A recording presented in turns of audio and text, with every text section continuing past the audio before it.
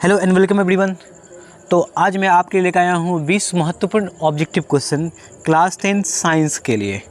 ठीक है, तो आप लोग वीडियो में लास्ट तक बने रहें और जो भी एमसीक्यूज़ दिया हुआ, जो भी ऑब्जेक्टिव दिया हुआ, इसका जो भी सवाल है उसका जो सबसे पहले ऑप्शन आपको वीडियो को पॉज करके करना है, आंसर करना है, उसके बाद फिर मेरा आंसर देखना है। ठीक है, तो शुरू करते हैं। क्वेश्चन नंबर 21 से शुरू करेंगे, इससे पहले 20 तक हो चुका है। तो 21 में लिखा हुआ है स्पेक्ट्रम के किस वर्ण का झुकाव न्यूनतम होगा, सबसे कम होगा स्पेक्ट्रम के। अब स्पेक्ट्रम क्या होगा कि जब प्रकाश की किरणें, अगर श्वेत प्रकाश 7 रंगों के प्रकाश किसी प्रिज्म में पड़ती हैं तो 7 रंगों में विभाजित हो जाती है ना। तो इसमें जो सबसे ऊपर का रंग होगा वो होगा आपका क्या, लाल, और सबसे नीचे का होगा आपका बैगनी। तो लाल का झुकाव सबसे कम होता है। ठीक है, ऑप्शन नंबर डी सही हो जाएगा। लाल ऊपर स्पेक्ट्रम ये बनता है जिस पर 7 रंग की पट्टी को स्पेक्ट्रम कहते हैं।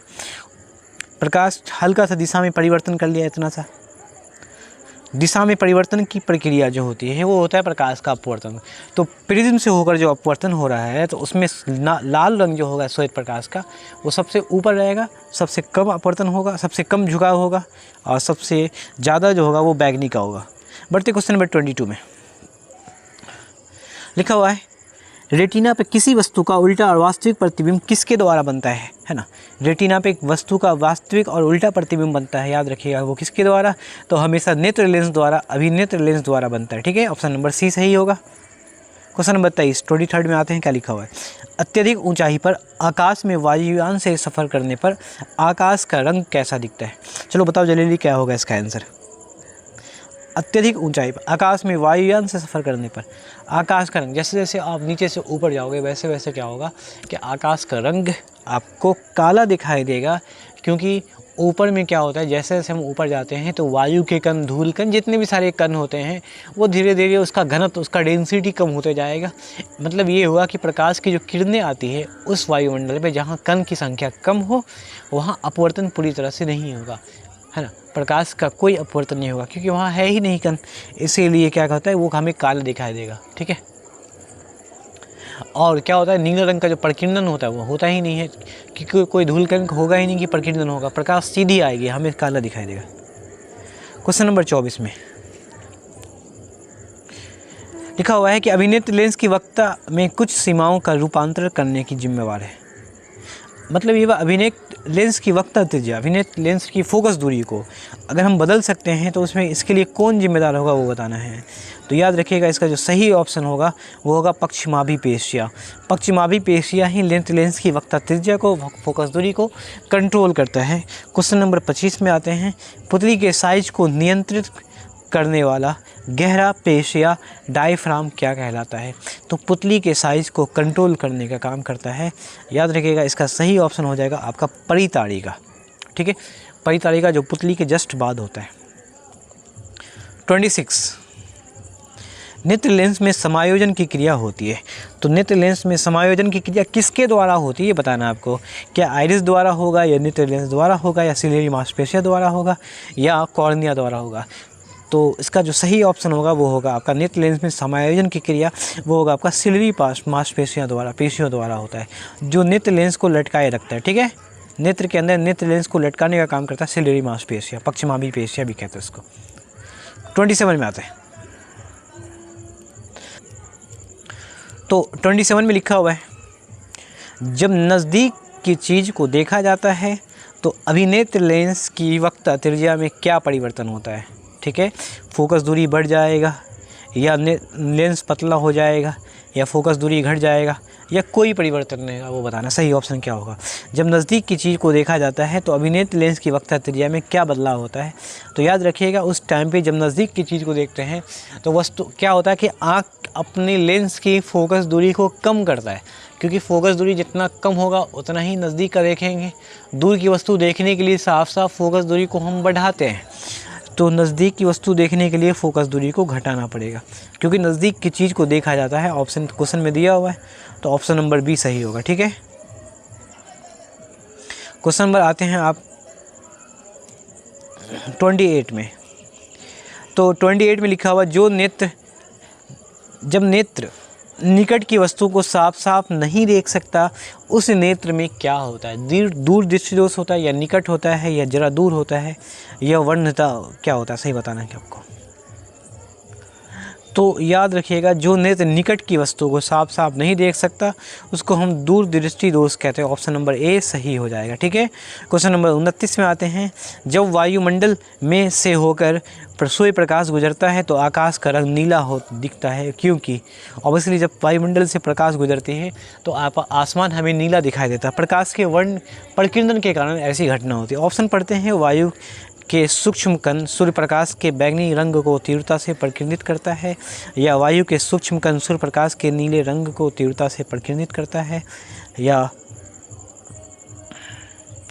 यहाँ बैंगनी रंग को तीव्रता से, यहाँ लिखा हुआ नीले रंग को तीव्रता से तेज़ी से प्रकीर्णित करता है।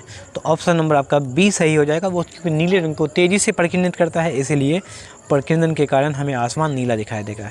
क्वेश्चन 32 में आते हैं। अभिनेत्र लेंस की वह क्षमता जिसके कारण वह अपनी फोकस दूरी का समायोजित कर लेता है, तो याद रखिएगा उसको समंजन क्षमता कहते हैं। इसका ऑप्शन नंबर ए सही हो जाएगा।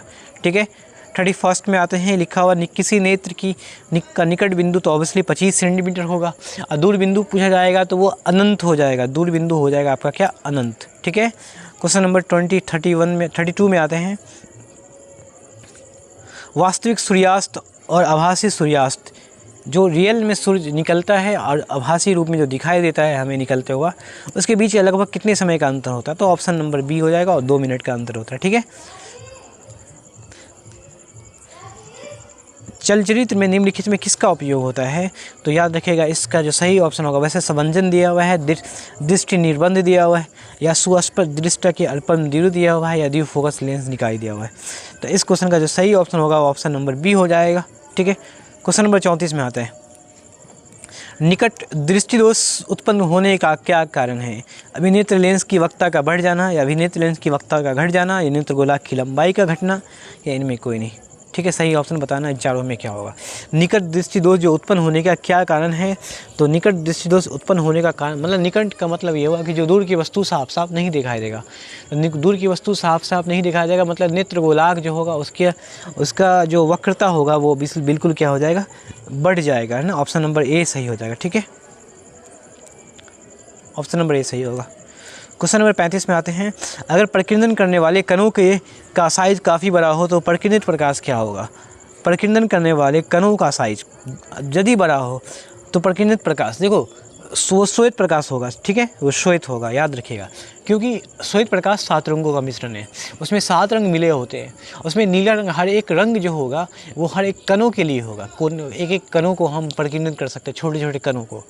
ठीक है, जितने भी वर्ण होते हैं, लेकिन उन सभी का मिश्रण, उन सभी वर्णों का मिश्रण जिसको हम श्वेत कहते हैं, श्वेत प्रकाश कहते हैं, वो काफ़ी बड़े प्रकाश के किरण को क्या कहते हैं, प्रकाश के कणों को, कणों के साइज को कह सकते हैं, प्रकीर्णित कर सकते हैं।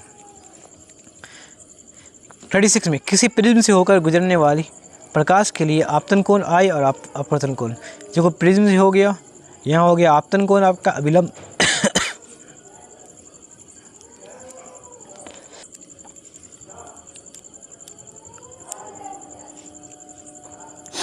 तो प्रिज्म हो गया आपका ये। ठीक है, ये अभिलंब हो गया, आपतन कोण ये आई हो गया, और अपवर्तन कोण आपका आर ये हो गया। ठीक है, दोनों एक दूसरे के बराबर नहीं होता है। तो निर्गत कोण का मान क्या होगा? निर्गत कोण क्या होता है कि जब किरणें वापस उसी माध्यम में लौट के आ जाएगी, ये होगा निर्गत कोण। ठीक है, निर्गत कोण भी आर ही होता है, ये एंगल ऑफ इमर्जेंट ई होता है। ठीक है, तो क्या निर्गत कोण का मान क्या होगा? क्या आई के बराबर या आर के बराबर, या आई प्लस, यहाँ हो जाएगा आपका आर से छोटा, आर के बराबर नहीं, आर के बराबर तो आई के बराबर होगा, है ना। ऑप्शन नंबर डी सही होगा, आई के बराबर, ऑप्शन नंबर डी सही होगा। आपतन कोण और निर्गत कोण बराबर होते हैं, इसी वजह से जितना कोण बनाकर आती है प्रिज्म में उतनी ही कोण बनाकर वापस निकल जाती है। ठीक है, क्वेश्चन नंबर 37 में समान नेत्र की रेटिना पर बनने वाली प्रतिबिंब याद रखिएगा। जो रेटिना पे प्रतिबिंब बनता है वो हमेशा याद रखिएगा वास्तविक बनता है और उल्टा बनता है, बल्कि हमें सीधा दिखाई देता है कोई भी वस्तु, क्योंकि वस्तु सीधी है तो सीधा दिखाई देगा। लेकिन ब्रेन कह रहा हूँ, कॉर्निया रेटिना पे क्या बनता है, उसके रेटिना पे वास्तविक प्रतिबिंब बनता है और उल्टा बनता है। लेकिन मस्तिष्क क्या करेगा, उसको दीर्घ तांत्रिका द्वारा मस्तिष्क पे एक पोजीशन होता है जो उसे सीधा करके दिखाएगा। ठीक है, क्वेश्चन नंबर 38 में आते हैं, विद्युत सिग्नल किसके द्वारा मस्तिष्क तक पहुंचता है? तो सही ऑप्शन हो जाएगा दीर्घ तांत्रिका द्वारा। अभी डिस्कशन किए थे, ऑप्शन नंबर ए दीर्घ तांत्रिका द्वारा पहुंचता है। क्वेश्चन नंबर 39 में आते हैं, कॉर्निया के पीछे एक संरचना होती है, उसे क्या बोलते हैं? तो कॉर्निया के पीछे जो संरचना होती है उसका नाम क्या होगा? क्या पुतली होगा या नेत्र पतल होगा या रेटिना होगा या परितारिका होगा? तो परितारिका होता है। ठीक है, ऑप्शन नंबर डी सही होगा। तारों का टिमटिमाना वायु माध्यम के किस गुण पर निर्भर करता है? किस गुण पर निर्भर करता है तारों का टिमटिमाना? तो वायु माध्यम के किस गुण पर निर्भर? ऊपर की अपेक्षा नीचे वायु का अपर्तनांक अधिक होगा या नीचे से ऊपर की अपेक्षा अपर्तनांक बढ़ता है? नीचे से ऊपर तो बढ़ता नहीं है। वायु का अपर्तनांक स्थिर होता है, बिल्कुल गलत, क्योंकि अलग अलग लेयर पे, वायुमंडल के अलग अलग लेयर पर, स्तर पे क्या होता है, वायु का घनत्व अलग, डेंसिटी अलग होता है। इसका मतलब अपर्तनांक भी अलग होगा, एक जैसा नहीं होगा, या इनमें कोई नहीं। ऑप्शन ए सही है। ठीक है, ऊपर की अपेक्षा नीचे वायु का अपर्तनांक अधिक होता है, नीचे का जो हवा होती है उसका अपर्तनांक अधिक होता है। तो आज के लिए बस इतना ही, और उम्मीद है कि आपको समझ में आया होगा। सारे ऑब्जेक्टिव जो है वो इंपॉर्टेंट है, बोर्ड एग्जाम के लिए काफ़ी हेल्पफुल होगा, इसलिए आप लोग 1-2 बार ज़रूर इसको लर्न कर लें। ठीक है, फिर मिलेंगे नेक्स्ट वीडियो में अगले 20